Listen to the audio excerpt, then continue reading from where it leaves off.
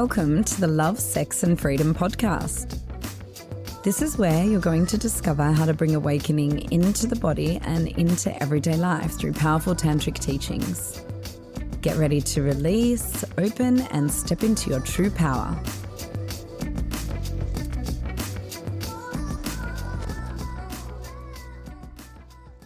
It's always interesting when I'm opening and wanting to give whatever I can at the beginning to create safety around Tantra and living Tantra and the week ahead, because that word has so many associations with it. And really 10% of Tantra is about sexuality, but that tends to be the most emphasized part because it's the only spiritual tradition that doesn't disinclude it. But Tantra is so much more than that. And it's really, the reason it includes sexuality is because it includes everything. And my pre-Tantra life, I grew up with a beautiful, amazing, very spiritual father who exposed me to a lot of personal development and esoteric wisdom. And a lot of the teachings that I was immersed in and the practices that I was immersed in were either very mental, like you can do anything and always look for the positive, and where attention goes, energy flows, which put me in really good stead in life. Like anyone who knows me will tell you that I'm an extremely positive person, much to my daughter's dismay at times when she was growing up. Do you always have to find something positive about it, Mum? So yeah, I really appreciate that, and I appreciate a lot of things about mindset work and personal development work. And, you know, the other side of it was a lot of meditation, particularly TM, transcendental meditation, and going into states of being where I could really recognize and feel that I'm not this body and I'm not this mind. And a result of that was that I was really good at observing sensation and emotion in my body, and really good at disidentifying from it, but to the point that I completely didn't honor myself in a lot of situations where I needed to, and I would abandon my heart and I would abandon my spirit. And there was a lot of pressure that I put on myself and that I received from well-meaning teachers and even my father to always be loving and practice kindness and forgiveness and all of those wonderful virtues that are a natural part of a oneness state. However, there is a part of the being that I've now realized needs to be acknowledged and seen that is connected to the personality. So when I found Tantra, I remember very clearly leading up to that, I started feeling like a little bit of a fraud. I was in the corporate world and I was teaching a lot about personal development as part of the sales trainings I was doing and mindset work, but I had a lot of anxiety in my body. And I found it very difficult to speak at times when I knew I needed to speak, and my whole body would go into freeze and I'd be like, what the fuck is wrong with me? Or like, you know, sex, sometimes I would go into freeze and not be able to communicate. There was one time when my husband and I were making love and something in me got triggered and I went and hid under the bed, and I'm like, why am I doing this? And at the time I hadn't remembered sexual abuse that later came out when I started exploring Tantra. And really the turning point was when I was diagnosed with cervical cancer. And, you know, part of the teachings that I was brought up with is that anything that manifests physically is a result of something emotional and energetic. So I looked at that and went, okay, there's something here. And I'd already been looking at that and, you know, with the fraud piece. So I'm like, I'm teaching about mindset, I'm teaching about personal development and affirmations, and how as long as you've got the right mindset and the thoughts, then life's amazing. Yeah, I feel really anxious. And I'm meditating every day, and doing all of the right practices to transcend the small self, and yet I have cancer.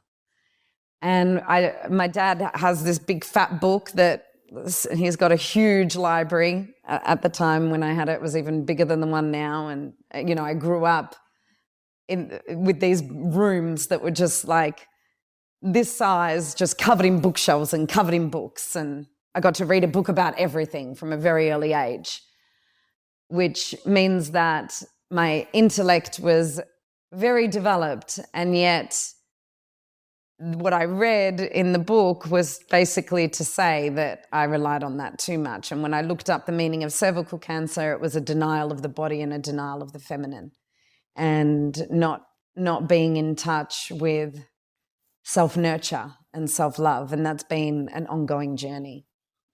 So I'm like, okay, fucked if I know what that means or how I'm going to do that. And, you know, I didn't have any female teachers at the time, and still didn't until years and years later. There was definitely a lot more trust in the masculine than the feminine as a result of the dynamic I had with my parents. And I remember just sitting before my altar and praying and just saying, okay, I don't know what to do. I'm at a place where my mind can't help me right now. So please send me some kind of a message, or, you know, some kind of a sign of where do I go from here. And not long after that, I went to pick up Sadell from school. And one of my friends, Marguerite, who was the mother of a friend of Sadell's, she noticed that my energy was different, and she came up to me and said, you know, you okay? What's going on? And I shared the news with her. And she's like, oh, that's really funny, because Arion's father is in town next week, who's her ex, and he's a shaman. And he travels around the world healing people of cancer through shamanism. Maybe you could have a session with him. And I'm like, okay, that's probably a sign. And then she said, but he's going to like you, so beware. And I'm like, there's no way I'd go for him. I'd already heard enough stories to go no. Needless to say, of course, you know.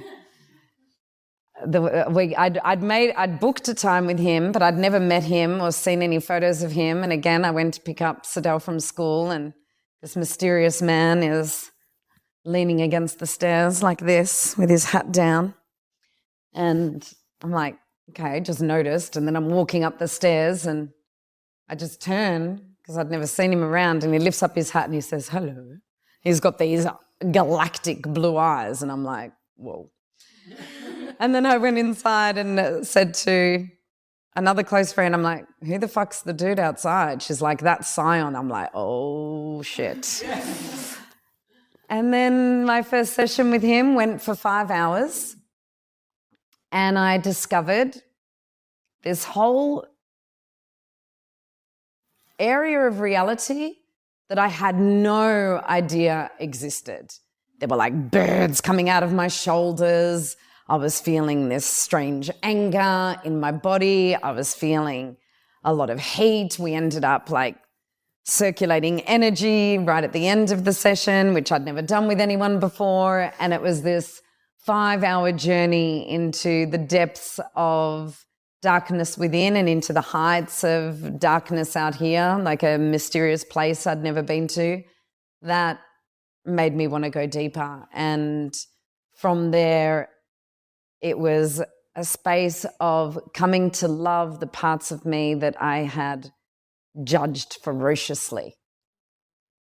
So part of what mindset work and personal development work and esoteric work did was put me in a state of resistance to anything that wasn't love and light. Tantra is the end of that resistance, and I fucking bow to it, because I'd had my adenoids removed, my tonsils removed, and my womb removed by then, and probably would have had a few other health challenges, and I'm pretty sure, if not for Tantra. And it's really this space that you enter where you come to know and feel that beyond a mental concept, actually everything within you is divine, including the part of you that just wants to keep busy, including the part of you that keeps going into a vortex of depression, including the part of you that starts buzzing in the mind again. Any part of you that you judge and that this week you may want to get rid of or want to change about yourself, first thing I'm going to say to that is the more that you resist it, the more that it is going to kick your fucking ass. Because those parts of us need our love. And I still get humbled with this lesson. I teach it, I know it back to front, and then I'll be stuck for a few days. I'm like, what the hell's going on here? Oh, hello. You're judging that part, you're resisting that part. So who's been in the spiritual arena of mindset work and personal development? Who also has been very determined to overcome parts of themselves? Okay, so Tantra is the end of trying. True Tantra. We stop trying. We stop trying to fix. We stop trying to overcome. And we get very curious about what those parts of us need so that we can actually integrate them into wholeness. Because Tantra is about becoming whole. It's about living in a state of embodiment that says yes to all the parts. And of course, there are parts of us that don't serve us, right? But they're not actually needing to be fixed. They're needing to be listened to. And we're going to do a lot of listening this week. And basically the difference between mindset work and personal development work, and even Vipassana, the observing, like any kind of meditation where you're observing emotion and sensation in the body, the difference between all of that that's very attached to either a non-dual reality of existence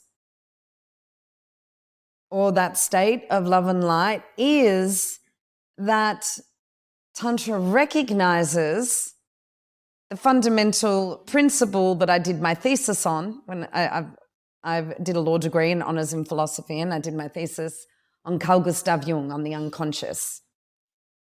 And basically the premise of his work was that the conscious mind is a very thin layer. And what you think you need to work on consciously and what you're working on consciously and what you're talking about as the story of your life is nothing compared to the metamorphosis that is held in making what's unconscious conscious. And I practiced a lot of Jungian principles around discovering what's in my unconscious, particularly dream work. I dedicated a year to dream work. That was very interesting. But then when I met Tantra, I'm like, the body is the unconscious. Because what started happening is the more I got into my body and started relating to people in the same way you will be doing this week and relating to myself in the same way you will be doing this week, I started to feel things I'd never felt before. I started to realize things I'd never realized before. And when I started to actually dialogue and experience the parts of myself that I judged, I realized how innocent they were. And, you know, one aspect of myself that shows up a lot is this part of me that overworks and over gives and is overly attuned to others, less attuned to myself than I am to others at times. And that has brought pain to my children because I've been away from them too much in service. It's been brought pain to myself and my own inner child and my deep feminine. It's brought pain to my partners. And there's always different layers of it. And I'm getting so much better. Like how much I work now is 1/10 to what I was working a couple of years ago, or like 5 years ago and probably 1/5 of 2 years ago. But that tendency inside of me is so strong. And any time it comes up and it hurts someone I love, I start to beat myself up about it again until I remember, hey, let's go into the body, see what this is about, feel this a little bit deeper, and rather than berating it, feel it. And, you know, this week has been one of those times where it reached a climax. I ended a 1-year practitioner training. I opened another practitioner training. I had a vision of an online practitioner training, which Tara and I have been visioning and working through. And I had a retreat, and I'm leaving my son alone for the first time. He's 15. So, and I've got someone here from the States who I'm giving a private immersion to, as well as holding this retreat. So fucking crazy, yeah. And throwing my hands up, it's like, how am I here again? Judged myself for a few days and then went deep into it and felt that part. And, you know, that part is actually a beautiful part of me that protects me from feeling shame.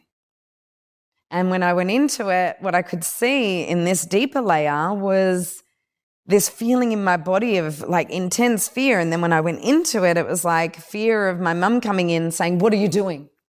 Why aren't you doing anything? And, you know, my parents are Italian and Maltese, and they are full go-getters. Like my dad's been a millionaire and lost everything 3 times. My mum is like hard at it. She's 70 and still works 5 days a week.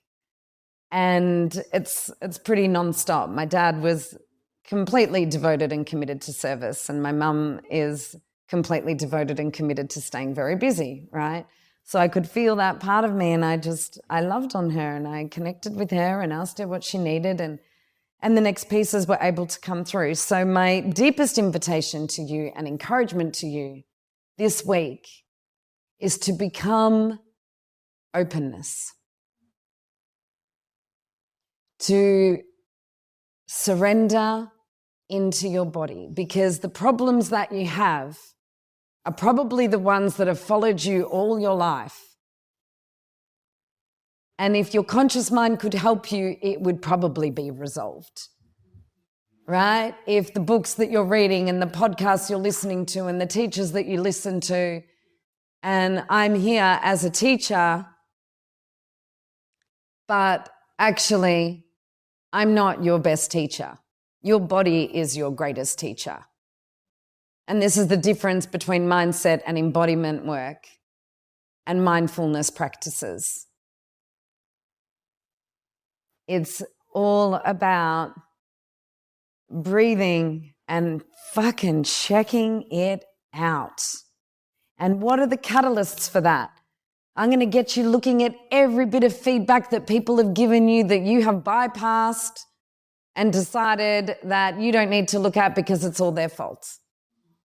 I'm going to get you looking at the vixens and the demons and the people that you've labeled and the people that you shun and the people that you shame, who trigger the fuck out of you, and get you asking the question, what is the truth of what they're saying?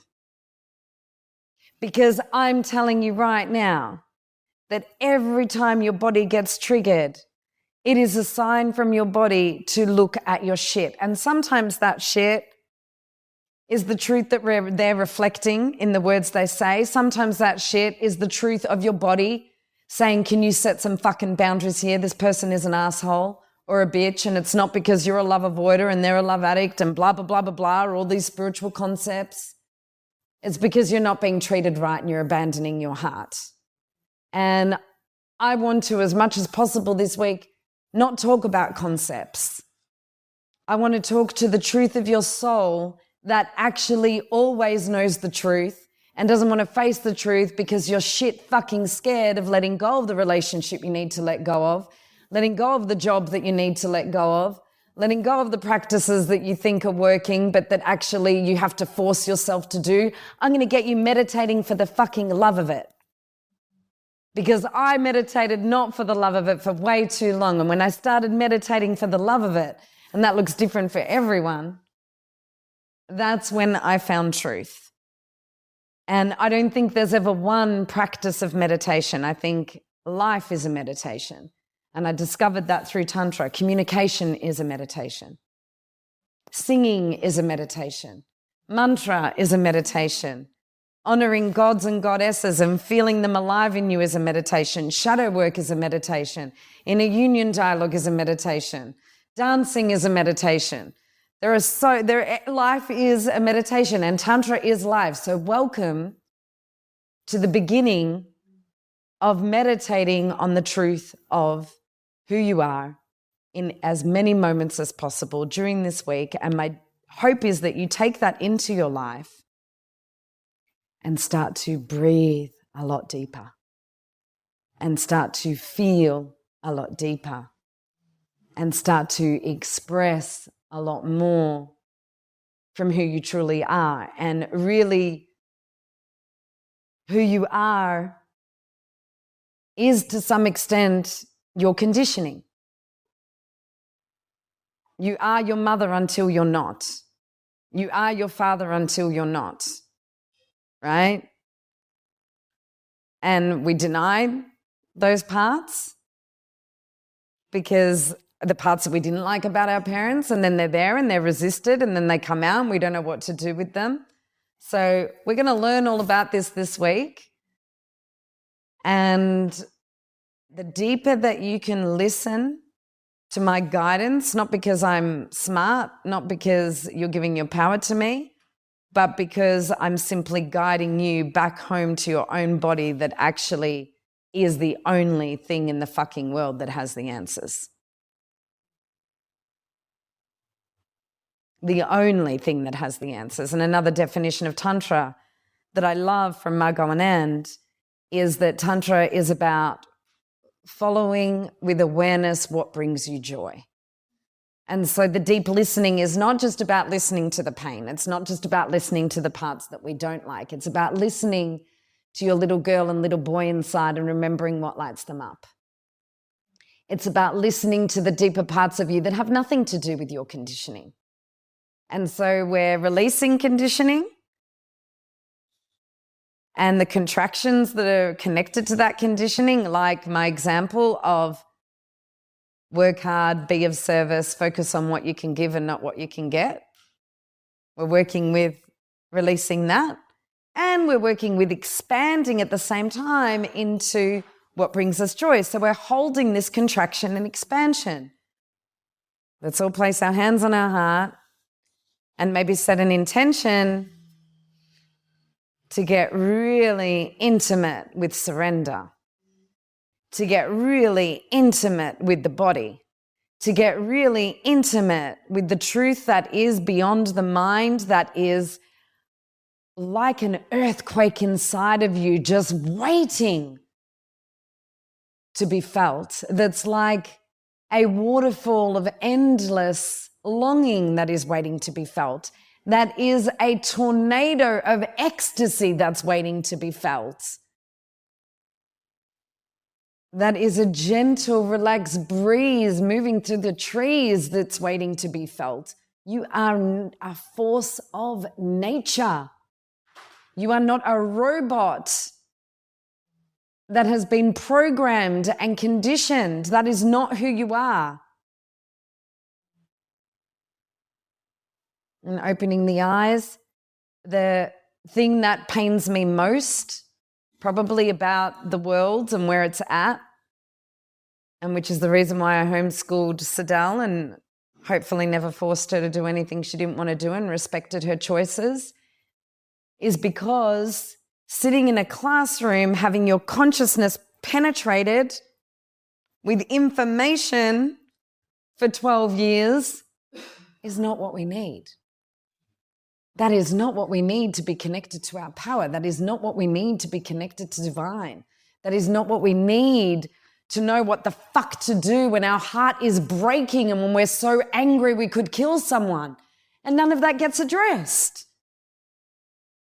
How on earth do we grow up with an education system that is in complete denial of rage, anger, disappointment, ecstasy, sexuality, all of these parts of the human experience that make us feel alive.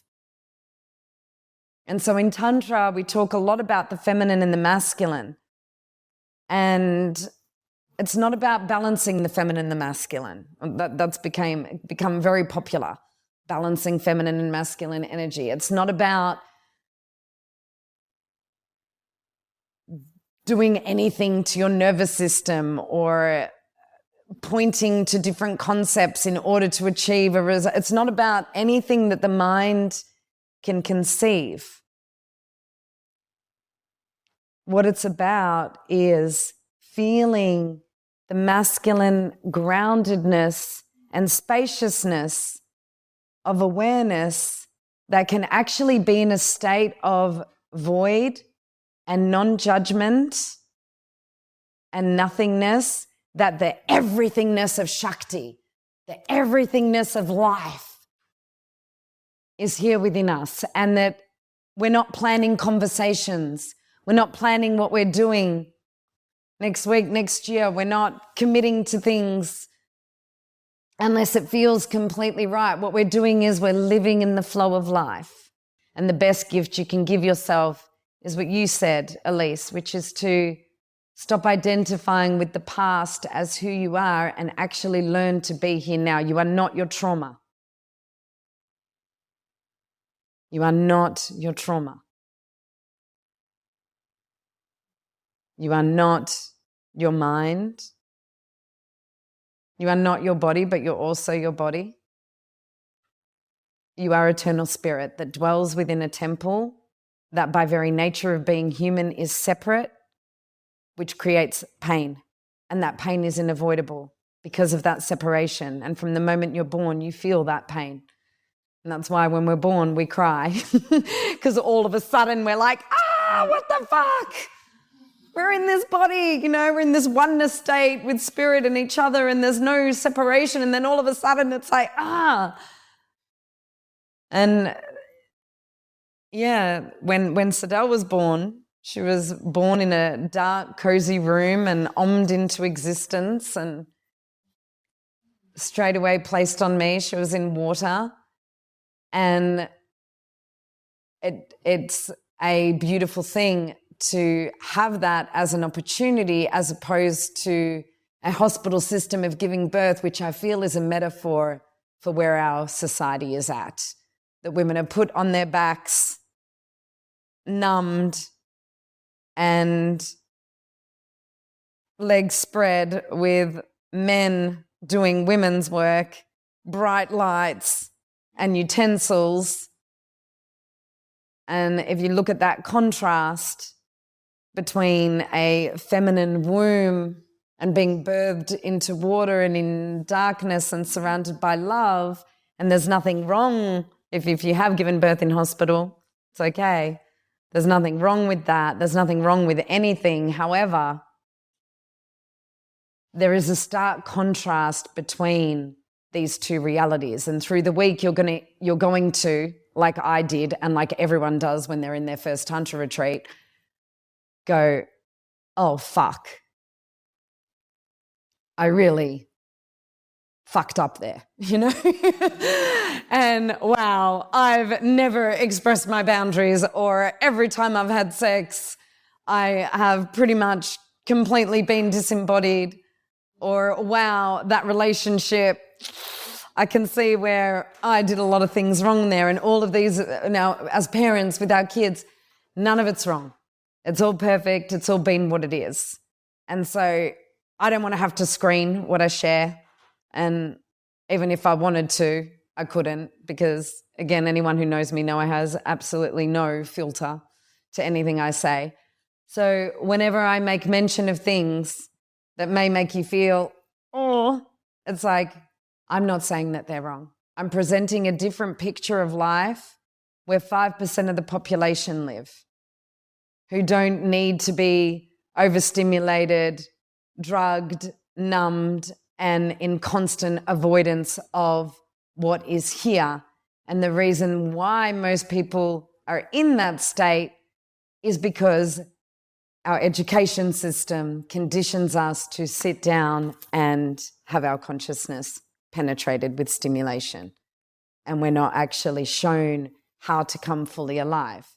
So it is my humble honor to support you this week to become fully alive, totally present, and totally fucking out of control.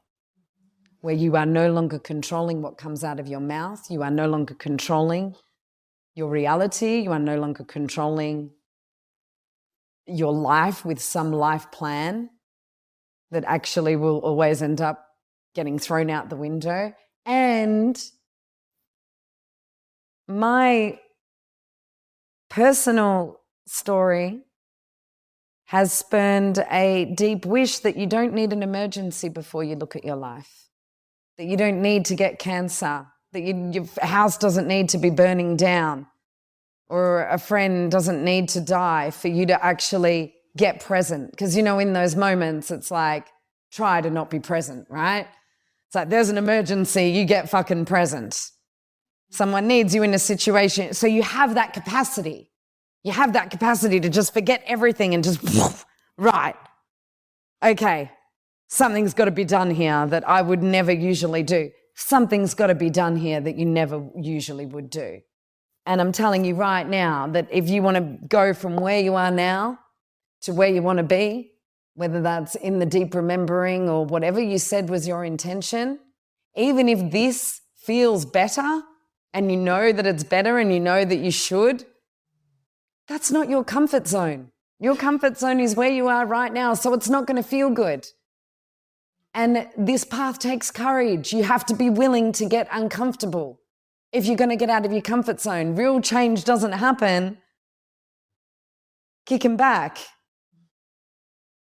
and doing what you've always done. And it is hard to enter the battlefield and be a warrior of truth and go, I'm facing my death and I am here to fight for the truth of what I believe in, which is what a true warrior does. So let's all grab our swords, yeah? And let's feel that sword and let's become warriors of truth who are willing to cultivate the courage that we need to put our swords into the earth and say, no more. I am not just a product of my conditioning or social conditioning.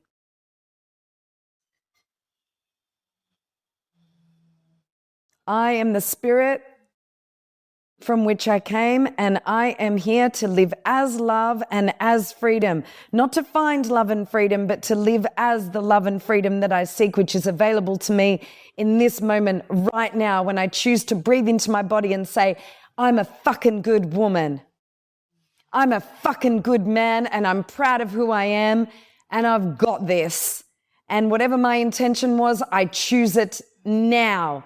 I choose it now. And I may need to choose it 365 fucking times a day, starting right now, but I choose it. And I don't just choose it with my mind. I choose to breathe into my body and feel that. What is that like? And what are the contractions from that? And can I breathe into that and learn from that? So put your sword in the earth. And let's all say together, yes, I fucking choose this. Yes. I choose this. And feel as you put that sword, all of the filigrees of energy from all of our swords coming together into the center of the circle, and in the center is love. And we're all here to support each other as warriors of truth. Because we need warriors of truth in these times. We need to end the inner war with ourselves. The resistance of what's here now so that we can end the outer war. So let's feel our swords coming together. We don't need to be on the battlefield, thank God. We get to be in a temple of truth. Feeling those swords coming together. And if you like, you can commit to surrendering into your body in every single practice, in every single guidance, when Matisse is playing music, when Sasha's playing music, when I'm gently coaxing you into discovering something that was once a mystery and that is still a mystery, and you're open to that mystery of discovering who you really are. And then bringing your hands to the earth, and we give thanks. We give thanks for Premalaya, a place of love. We give thanks for this land. We give thanks to each other. We give thanks to the tradition of Tantra. That is the only tradition that says yes to absolutely fucking everything. And that says, yes, every part of you is divine. And you don't need to get rid of anything or change anything. You just need to start listening to the parts that don't feel good. Give them your love and see what they need so that they do feel good. And that's what we're doing this week. But I'm telling you right now that the end of this week is not the end of your pain, because pain and pleasure are always going to be in the flow of life. But what it is, the end of, is you resisting that pain so that you can actually humble yourself before it, feel it fully, and allow it to be a catalyst for a metamorphosis, which is a global metamorphosis. And may the hearts of each of you and the flame that is in your heart when you leave light the flames of other hearts, and may this ripple out. Thank you for showing up. Thank you for being here. Take a deep breath and let out some sound.